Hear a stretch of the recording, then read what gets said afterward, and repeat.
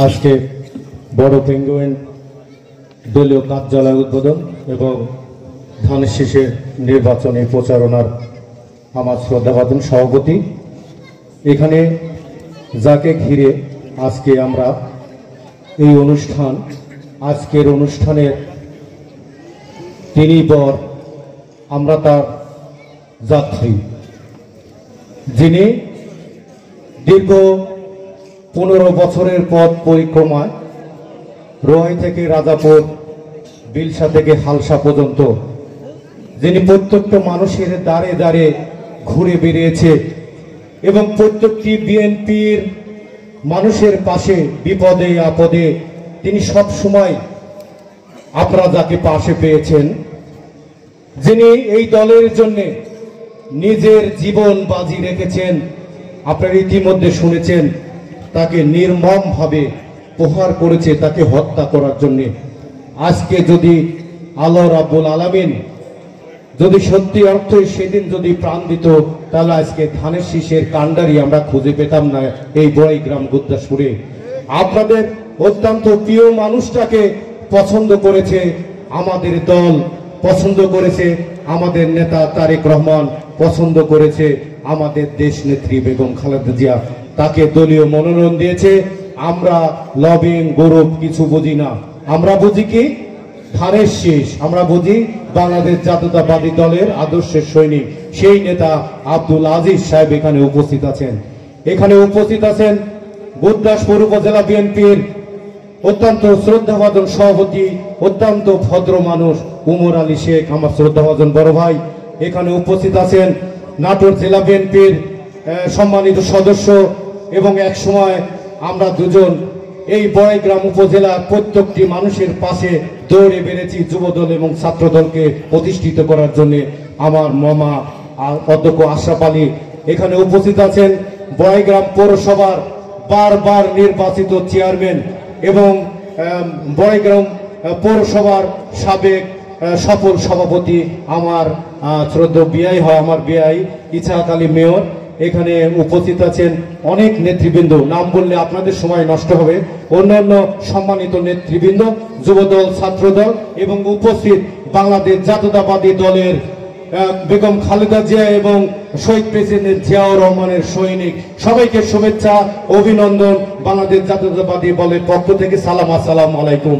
আমি শ্রদ্ধার সঙ্গে স্মরণ করতে চাই আমার মহান নেতা, যিনি এই বাংলাদেশকে 1971 সালের স্বাধীনতার ঘোষণা দিয়েছিল, যিনি জন্ম না হয়ে বাংলাদেশ জাতীয়তাবাদী দলের জন্ম হতো না, যার জন্ম না হলে আজকে আজিজ ভাই প্রার্থী হতে পারত না, যার জন্ম না হলে আজকে বিএনপির লেবাস আপনারা গায়ে দিতে পারতেন না, সেই মহান নেতা বাংলাদেশের সফল রাষ্ট্রনায়ক শহীদ প্রেসিডেন্ট জিয়াউর রহমানের আত্মার মাগফিরাত কামনা করছি।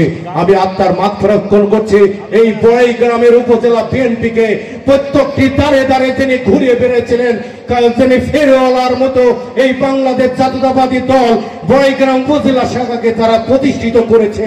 অধ্যক্ষ একরামুল আলম, শহীদ সানাউল্লাহ নূর বাবু এবং এই ইউনিয়নের অত্যন্ত সফল জননেতা আপনাদের প্রিয় সন্তান জনাব হযরত আলীর আত্মার মাগফিরাত কামনা করছে।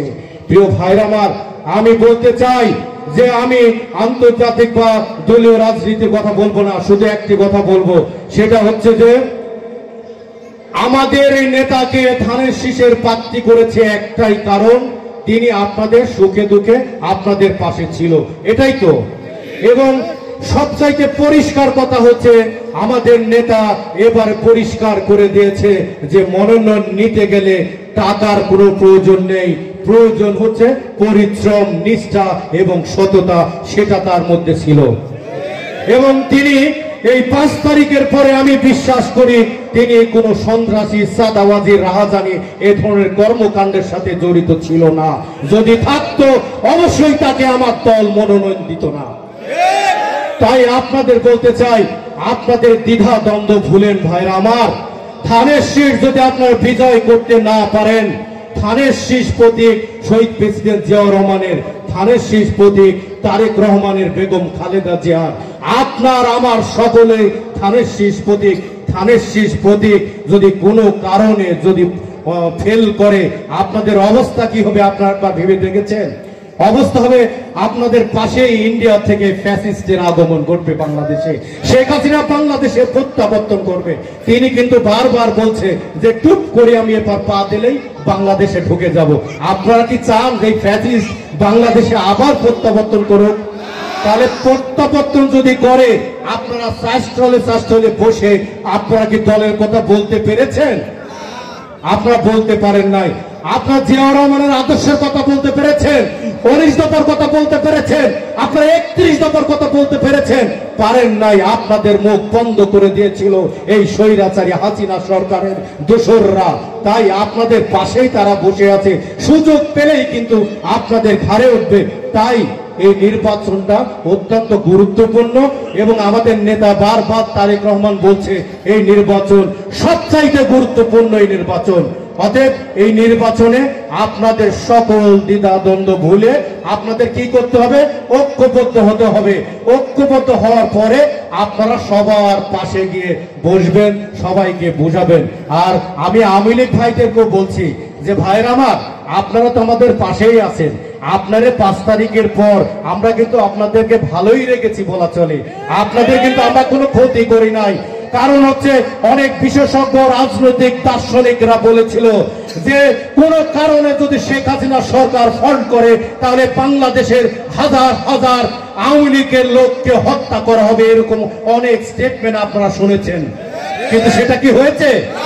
আমরা হিংসার রাজনীতি করি না। আমাদের নেতা তারেক রহমান হিংসার রাজনীতিতে সে বিশ্বাসী নয়। আপনারা দেখেন আজিজ ভাই, আমরা কতটুকু ক্ষতিগ্রস্ত হয়েছি। সবচাইতে বেশি ক্ষতিগ্রস্ত হয়েছে আমাদের এই বিএনপির পরিবারের কর্ণধর বেগম খালেদা জিয়া এবং তারেক রহমান। আজকে আপনারা দেখেন আমাদের নেত্রী একটা আপসীন দেশ নেত্রী। এই বাংলাদেশের রাজনৈতিক প্রেক্ষাপট যদি আপনারা পরিচালনা করেন, আপনারা যদি দেখেন আমাদের নেত্রী কখনোই বাংলাদেশের মানুষের সাথে কোনোদিনই বেইমানি করে নাই। বেইমানির কোন রেকর্ড আমাদের দেশ নেত্রী বেগম খালেদা জিয়ার নাই। কিন্তু এই বাংলাদেশে আপনারা যদি দেখেন এই বাংলাদেশের রাজনীতিতে বারবার শেখ হাসিনা বাংলাদেশের মানুষের সাথে বেইমানি করেছে। 86 সালে বেইমানি করেছে, স্বৈরাচার এরশাদের সালে, কিন্তু বিএনপি কিন্তু বেইমানি করে নাই। আবার বেইমানি করেছে এই আওয়ামী লীগকে রেখে। তিনি টুপ করে আজকে ইন্ডিয়া পালিয়ে গেছে, আওয়ামী লীগের কথা কিন্তু শেখ হাসিনা ভাবে নাই। কিন্তু এমন কোন রেকর্ড আপনারা যদি দেখাতে পারেন বাংলাদেশের রাজনীতির প্রেক্ষাপটে বেগম খালেদা জিয়া বেইমানি করেছে, এই রেকর্ড আপনারা দেখাতে পারবেন না। প্রিয় ভাইরা আমার, আজকে এই পরিবারটা দুর্বিষহ জীবনযাপন করছে, তাকে মেরে ফেলানোর জন্য তাকে ধুকে ধুকে তারা অন্তরলে রেখে স্বেচ্ছাতে জায়গা রেখেছে যাতে সে ধীরে ধীরে মৃত্যুবরণ করে। কিন্তু আল্লাহ রাব্বুল আলামিন তাকে আপনাদের দোয়ায়, আপনাদের ভালোবাসার কারণে আপনাদের ছেড়ে সে বাংলাদেশ থেকে যায় নাই। আপনারা জানেন যে আমাদের নেতা বলেছিল যে আমরা ইচ্ছা করলে হয়তো আমার মাকে নিয়ে আমি লন্ডনে নিয়ে যেতে পারতাম, কিন্তু আমার মা কি বলেছে? বারবার বলেছে আমি বাংলাদেশের মানুষ ছেড়ে আমি যাব না। আমার যদি মরতেই হয় তাহলে আমি বাংলাদেশের মানুষের সঙ্গে থেকে মৃত্যুবরণ করব। তাহলে আমাদের নেত্রী আর শেখ হাসিনা কতটুকু তফাৎ আপনারা একটু আপনাদের বিবেকের কাছে আমার প্রশ্ন। আরেকটি কথা বলতে চাই, আজকে তারেক রহমান তাকে মেরে আমি শুনেছি যে তাকে হুইল চেয়ারে বসে ইলেকট্রিক শর্ট দিয়ে এবং 30-32 ফিট উপরে তারেক রহমান উপরে চলে যায়, একবারে উপর থেকে আবার নিচে ধপ করে নিচে পড়ে, তাহলে তার মেরুদণ্ডের হাড় ভেঙে গেছে। কতটা নির্যাতন দিয়েছে আপনারা ভাবেন। আমাদের নেতারা আজকে বাংলাদেশে আসতে পারে না, আসে না।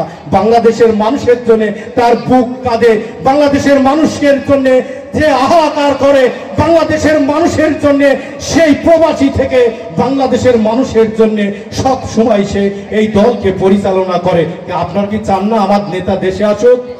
তাহলে ভাই আপনাদেরকে ধানের শীষের কোনো বিকল্প নাই।